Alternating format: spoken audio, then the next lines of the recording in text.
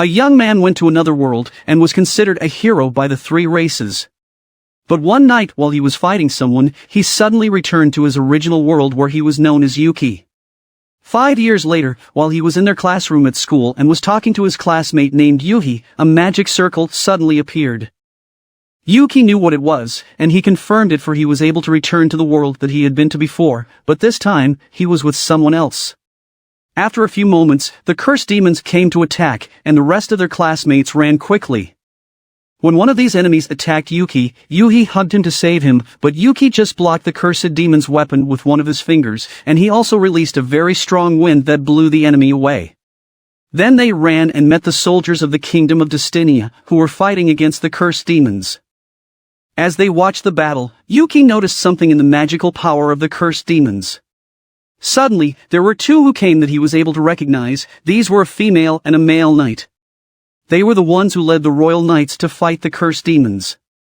After the fight, Yuki and his classmates arrived at the palace of Destinia, then they faced the king and Princess Margaret.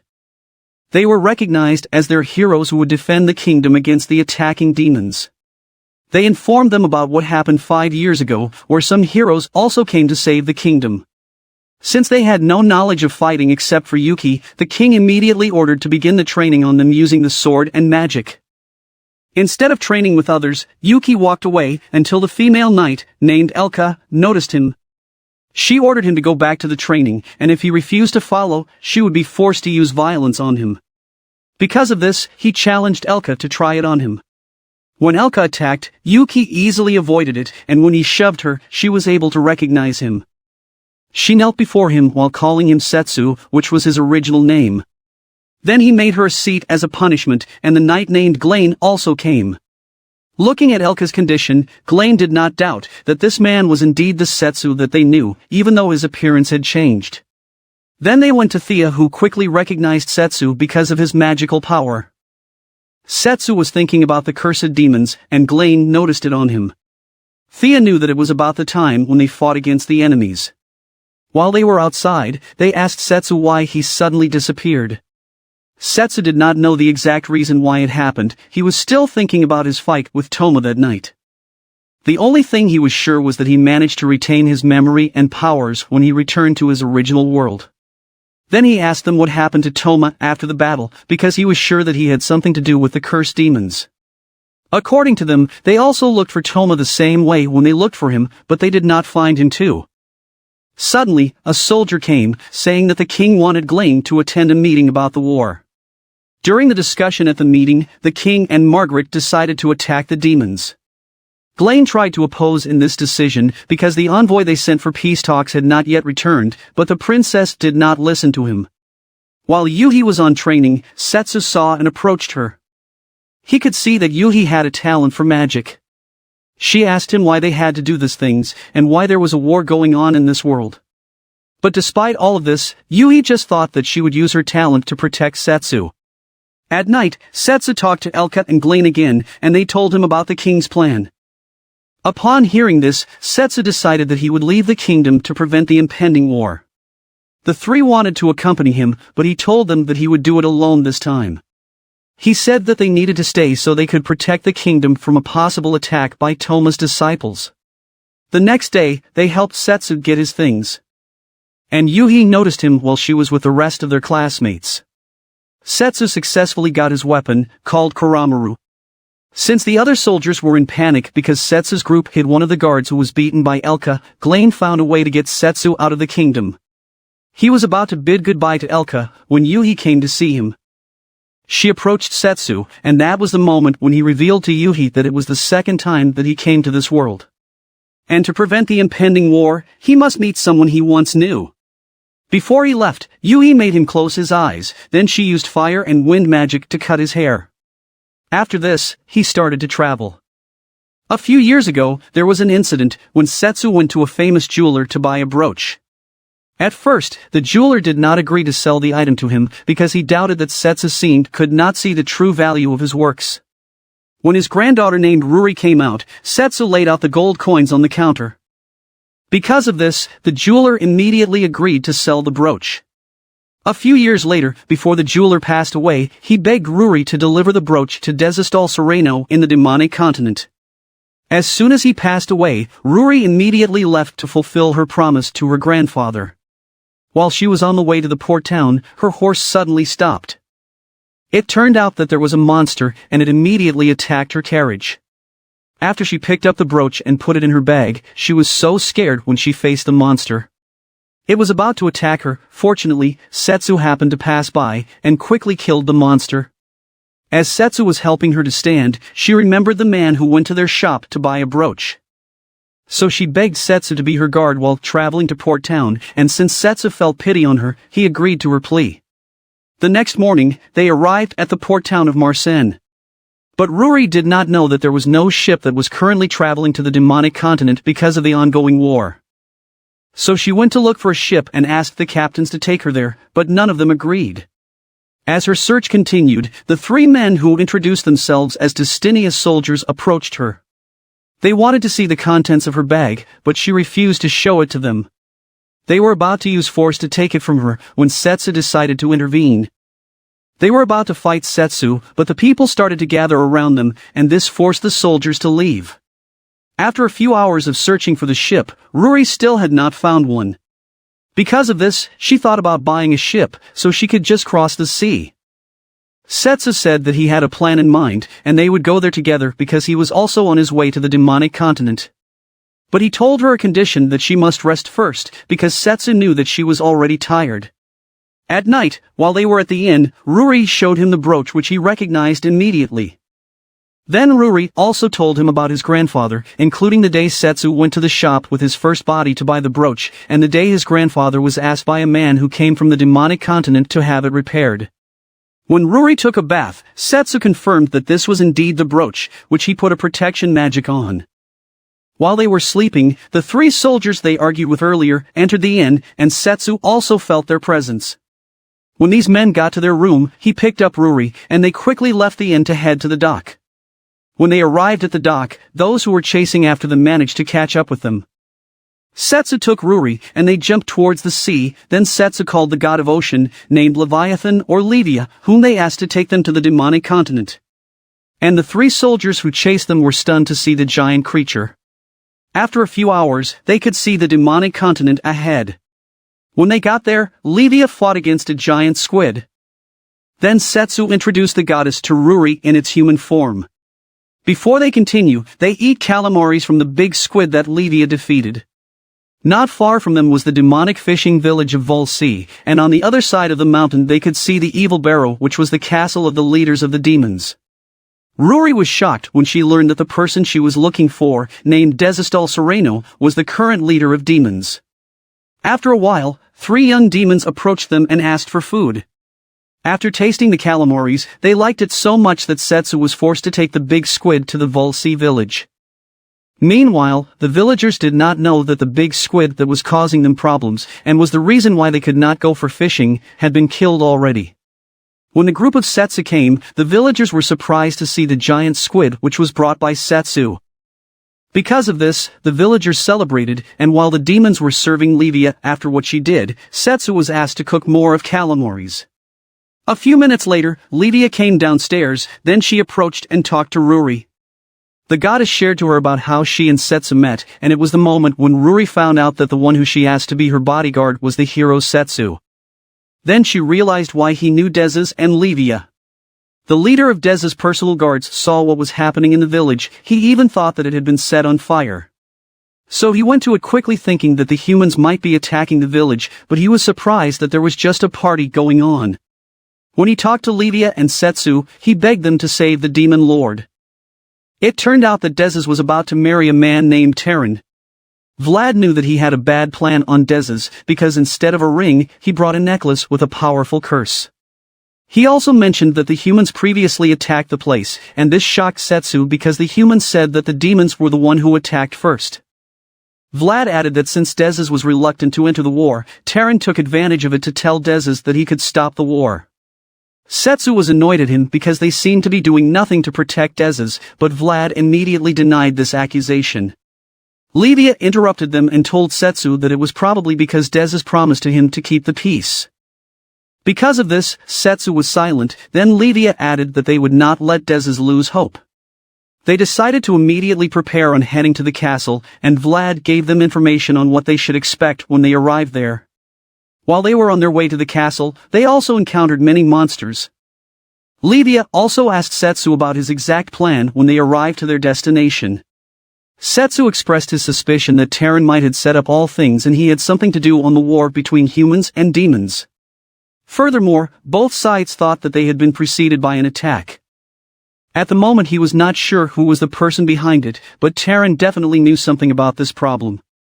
Previously, Setsu and Dezes fought each other, and when she lost in the fight, the peace between humans and demons began. And as a sign of their agreement, Setsu gave the brooch to Dezes. A few days later, they received news that Setsu was missing. Despite this, Dezes still continued keeping her promise to Setsu so all both races would live in peace. One day, while they were walking in the market, the brooch suddenly broke, so Vlad took it to Ruri's grandfather to have it repaired. 5 years later, they received news on the invasion of the humans to their territory. Dezes had a hunch that something was not right here, so she assigned Xion and Lamina to go to Destinia to find out the truth. At that time, Terran came to meet her, then offered Dezes a deal, and he also brought the cursed necklace. Since Dezes could not think of any other way to keep the peace that she promised to Setsu, she agreed to this offer. When Terran left, he talked to his accomplice who was the disciple of the mastermind who planned to conquer the demonic continent. At the current moment, as Setsu's group were getting closer to the castle, Dezes and Terran's wedding was already taking place. When Terran was about to wear the necklace, something suddenly exploded at the top of the church and Setsu appeared to them. Terran immediately ordered his disciples to attack, but Livia quickly retaliated and defeated the enemies. Then Terran's accomplice showed up, and used shadow magic on Livia so she could not move. He was about to kill Livia, but Setsu quickly took action to stop him and attack him from behind. The man even managed to stand up and tried to fight, but Setsu just beat him. Because of this, he decided to retreat first to inform his leader of Setsu's return. When they looked at Livia's defeated opponents, they found out that they were just magic soldiers who were created from a curse. Setsu also informed Dezes that he would visit the king of the beastmen, named Regulus, because he was also worried about what Toma might do to him. A few moments later, Ruri and Vlad also arrived at the church. Because of this, Setsu was able to return the brooch to Dezes again. When their soldiers came and captured Terran, Setsu's group also prepared and bid goodbye to Dezes. To show Dezes' gratitude on Ruri for returning the brooch, she decided to set up a shop in her kingdom for Ruri. Then Vlad promised Setsu that they would also come if he needed help. While in Destinia, Elka continued to train Yuhi and her classmates. Due to Yuhi's persistence, they noticed that her magic was getting stronger. After they trained, Yuhi talked to Elka and Gling to ask them a favor and to put her through special training because she also wanted to join the battle with Setsu. They agreed to this, so Elka fought with her, and since she immediately saw Yuhi's potential in combat, she took her to the tunnel. Elka knew what was lacking on Yuhi, and she would let her develop this in this place. A giant crocodile appeared to them, and Elka wanted Yuhi to fight it. When it attacked, Yuhi blocked it, but she was injured by its claws. Because of this, she used her magic to knock the beast down. After a while, it rose again and Elka wanted her to kill it, but Yuhi could not do it. Elka said that although they were almost as strong when it comes to magic, she could see that Yuhi was lacking in the determination to kill the enemy. Because of this, Elka was the only one who killed the creature, and they left the tunnel. While Yuhi was in her room, Thea visited her to heal her wounds. They had a little conversation, and they also talked about Setsu. Yuhi did not know that Elka was just outside and was listening to their conversation. Just a few days later, they went to the tunnel again. Yuhi easily knocked down the crocodile. She did not kill it, but she just made sure that it could not fight anymore. It turned out that her own determination was not to kill anyone as long as she could. And in order for her to be able to do this against anyone which she had to fight, she needed to become more stronger. One day, Glen informed all the heroes of the king's order to deploy them to evil Theon, which was also a demonic nation. While Setsu and Livia were on their way to the beastmen continent, they happened to be accompanied by the demon Alize, who considered herself as Setsu's student. She was with Amel, who introduced herself as Alize's sister. Setsu mentioned to Ali Z about Toma's plan, which he needed to stop. Setsu had intended to take Ali Z with him to the beastmen continent, but she refused because she had a current mission. That was a moment when Ali Z shared how she and Amel met. According to Ali Z, she received a request from the village of Zathro to eliminate a dragon. While she was on the mission, she lived in Amel's house for the meantime. It was only here that she found out that Amel was also adopted by the real owner of the house where he was staying, whom Amel considered as her older brother. But he had not returned home since the first appearance of the dragon. Ali Z also mentioned that it was not only Amel's older brother who went missing, but also the other villagers. This happened when she faced the dragon, and when she managed to injure it, it suddenly escaped. When she returned, she was surprised that the villagers had disappeared, and only Amel was left. They had planned to go to the city to entrust Amel for her safety, while her investigation in the village continued. Setsu and Livia promised that they would also help Ali Z find Amel's older brother and the other missing villagers. They suddenly stopped because the water in the river was high, and they could not cross to the other side. While they were waiting for the amount of water to decrease, Setsu came up with a scenario.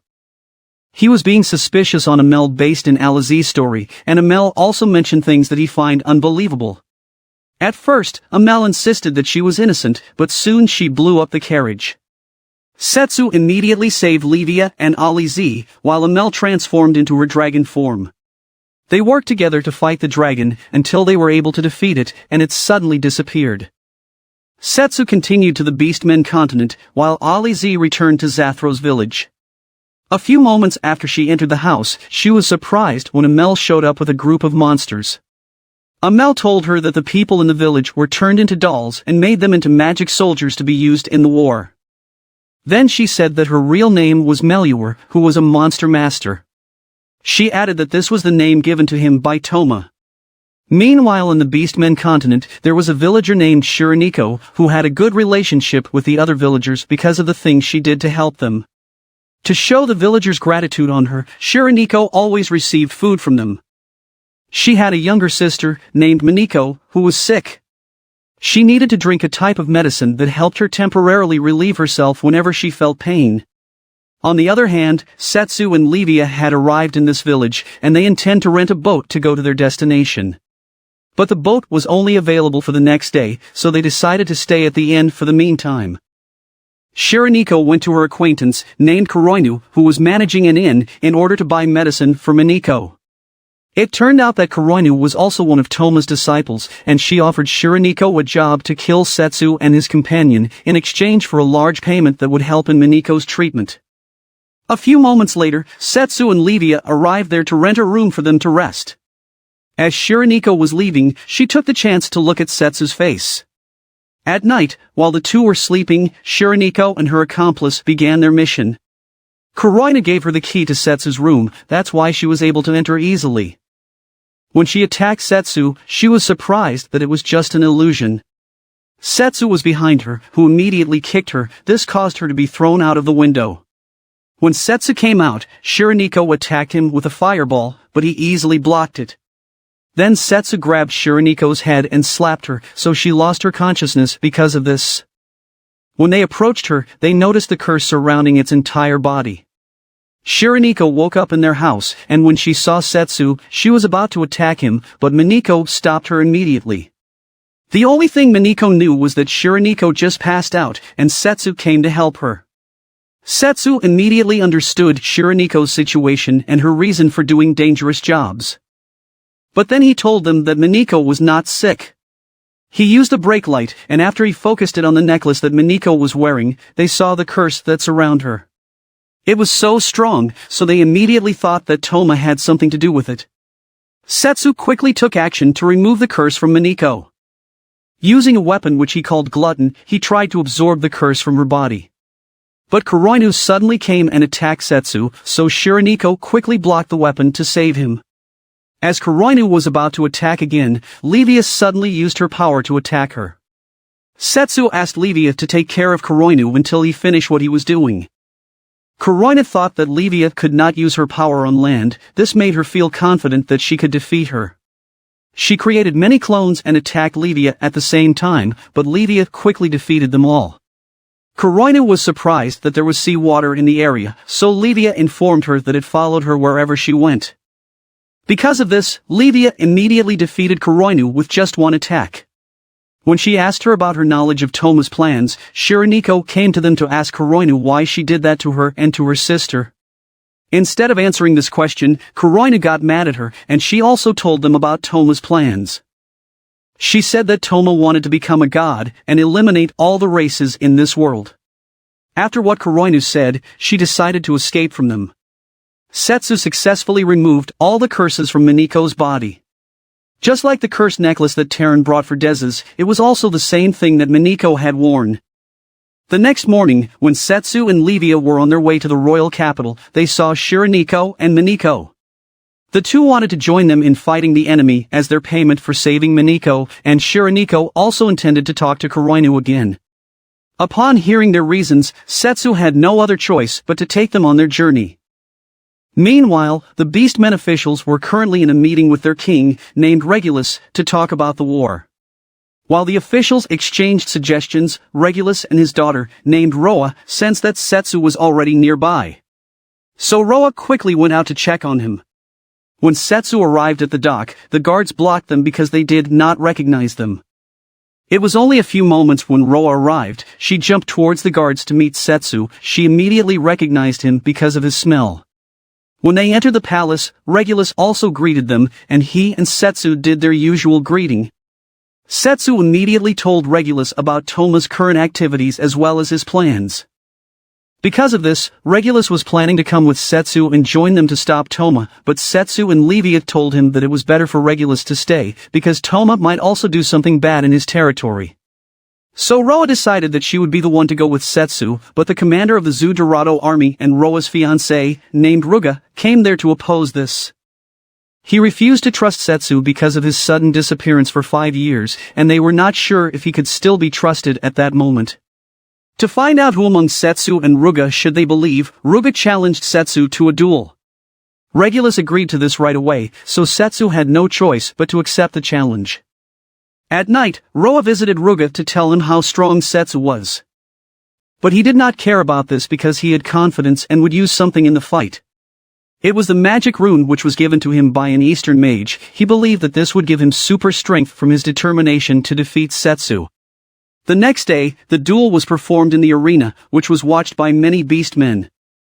When the fight started, Ruga repeatedly attacked him, but Setsu only avoided and blocked some of his attacks. Because of this, Ruga transformed into his beast form. But it was still not enough to defeat Setsu's strength. When Ruga got up again, it was the moment when the magic rune on his body was activated. Livia noticed that there was a curse on Ruga's body. He attacked Setsu again. This time, Setsu was unable to escape. Ruga lost his control on himself and rushed to attack Setsu again. Setsu managed to cut off one of its hands, but it just regenerated and immediately returned the attack. So Setsu decided to use the glutton, and Roa showed up saying that she would protect him while he was doing the technique. But when Setsu was about to release the glutton, Toma killed Ruga, then he appeared to them. He informed them all that he would kill all the humans, demons, and beastmen. Then he and Setsu would live together as gods. But Setsu threatened Toma that he would do to him what he did in the past, once he hurt another innocent person or creature. Toma also said that Destinia's army was currently on its way to the demonic continent. After informing them, he disappeared. When Setsu and Regulus talked, Setsu told him his plan to return to the demonic continent so he could stop Toma. So Regulus said that he would also prepare his army, and they would follow them as soon as possible. Setsu also talked to Roa, who was still in the arena, and was mourning on Ruga's death. But she decided to get over with it, because she knew that they still had something to do in order to defeat the enemy. 10 years ago, Setsu and Toma came into this world. It was when the war between humans, demons, and beastmen was currently in full swing. Setsu trained every day to become strong because he wanted to stop the ongoing war. When he was satisfied on his improvement after the training, he decided to leave the kingdom to see with his own eyes what was happening on another continent.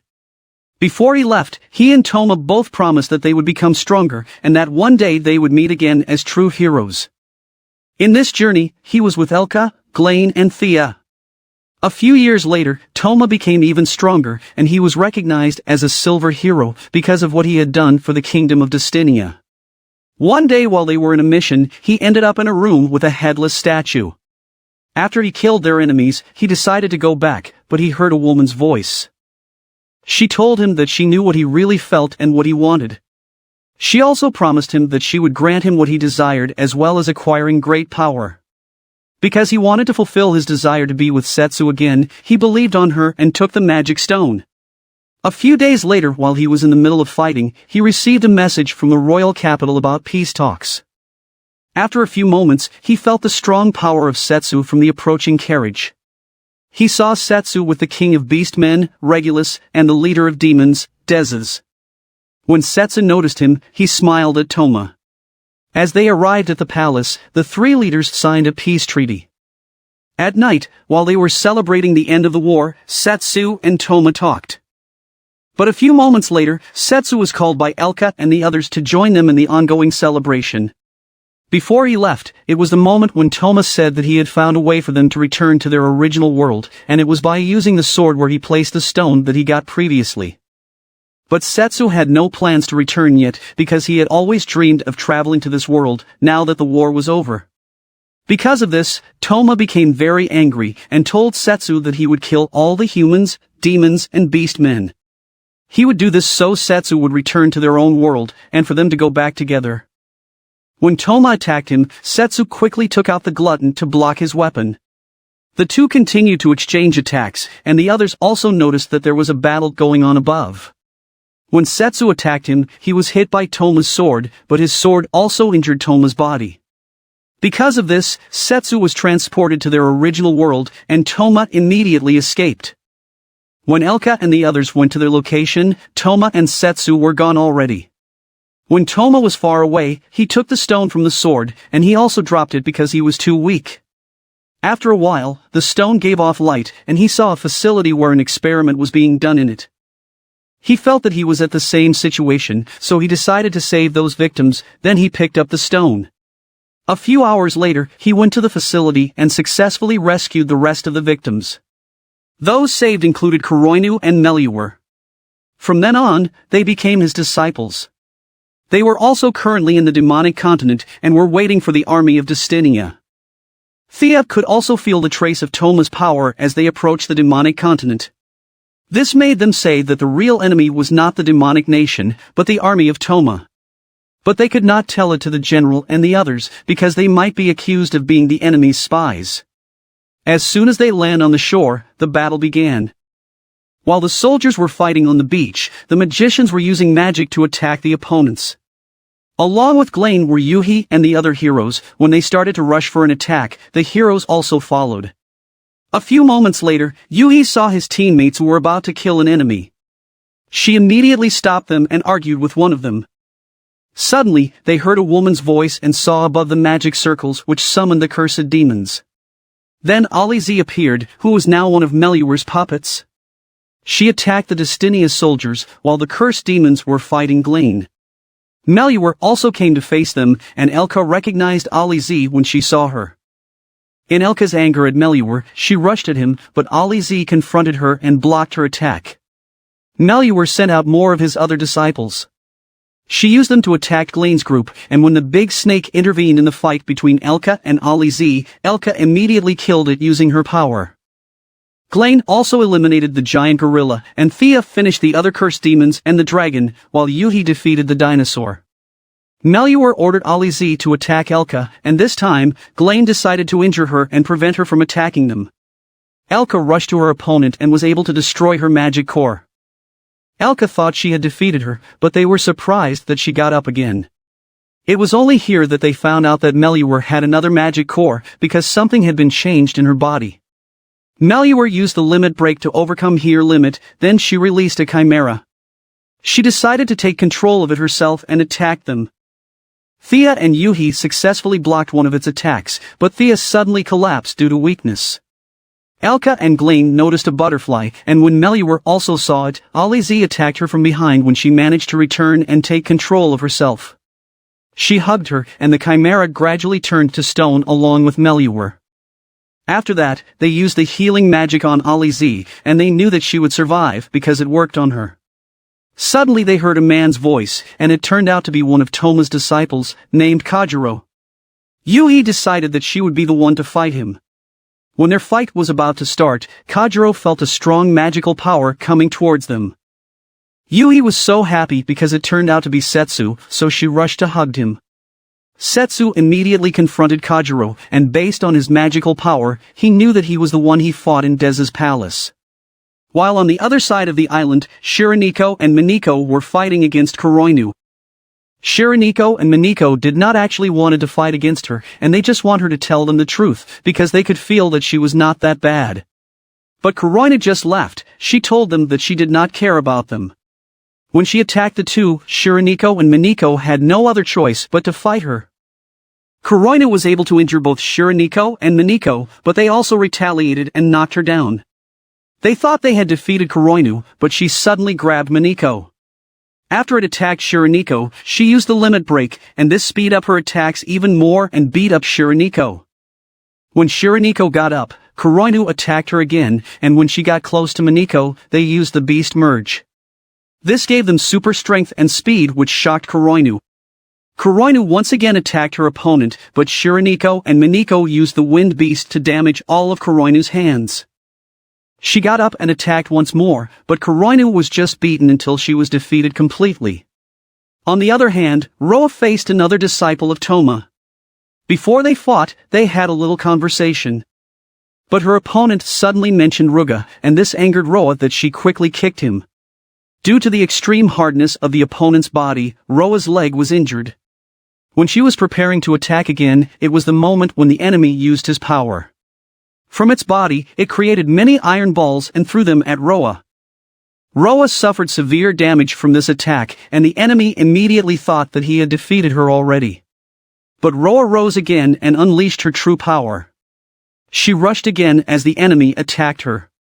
She did not mind his attacks until she managed to punch her opponent. This made the enemy remembered about the ability of the Beast King's bloodline. Because of this, the enemy hardened its body even more. But Roa repeatedly punched him until something broke on his body.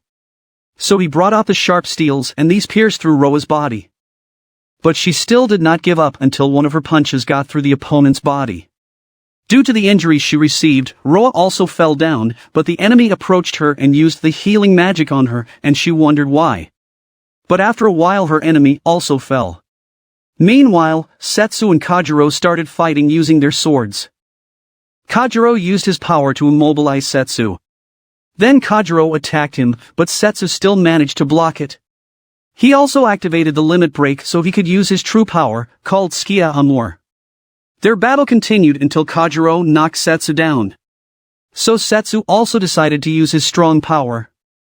With just one attack from his flying sword, it quickly destroyed Kajiro's shadow armor. Even though Kajiro did not have enough strength to fight, he still tried to attack Setsu. Because of this, Setsu knocked him down. The defeat of all of his disciples was felt by Toma as he entered the castle. When Livia reached where Dezes was located, she breathed a sigh of relief because she was safe. But just a few moments later, Toma came there who had just finished eliminating all of Dezes' soldiers. Toma was so strong that the two could not do much against him, and when Setsu arrived at the castle, he saw the girls injured and were defeated by Toma. In Setsu's anger, he immediately attacked Toma, who was able to block his sword. The two of them fought, and even though it was already an intense exchange of attacks, it was just a warm-up for them.